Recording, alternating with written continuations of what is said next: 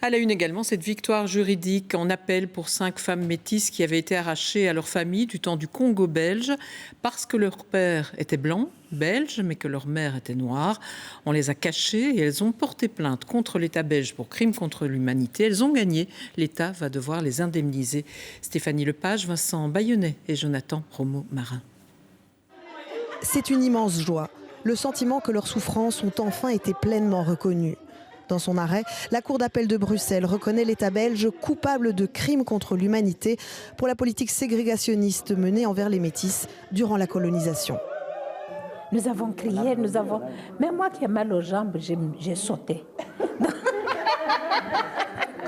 Ça nous dit qu'on a quand même une certaine valeur dans ce monde et que nous sommes reconnus comme quoi nous existons. C'est un très long combat.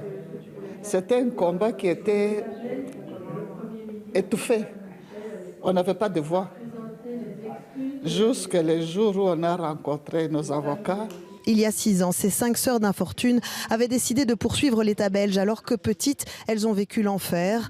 Nées au Congo d'une mère noire et d'un père colon, elles ont été enlevées à leur mère par l'État belge, qui considérait alors les métis comme une dégénérescence de la race blanche. Elles furent regroupées dans des congrégations religieuses et puis abandonnées après 1960, laissées aux mains des milices congolaises, victimes parfois de violences sexuelles. Moi, j'avais 3 ans et demi. Mais je me souviens de tout comme si c'était hier.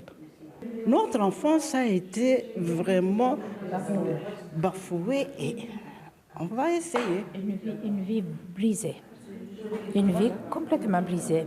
En 2019, l'État belge avait déjà présenté au Parlement ses excuses aux métis victimes de la colonisation.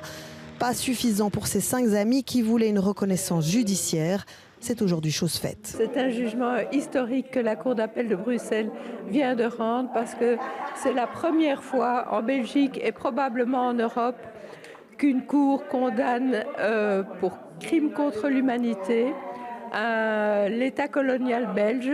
Les enfants connaissent maintenant notre histoire et les enfants maintenant, ils vont raconter à leurs enfants, mais ils vont dire, la justice belge a reconnu ça et a réparé.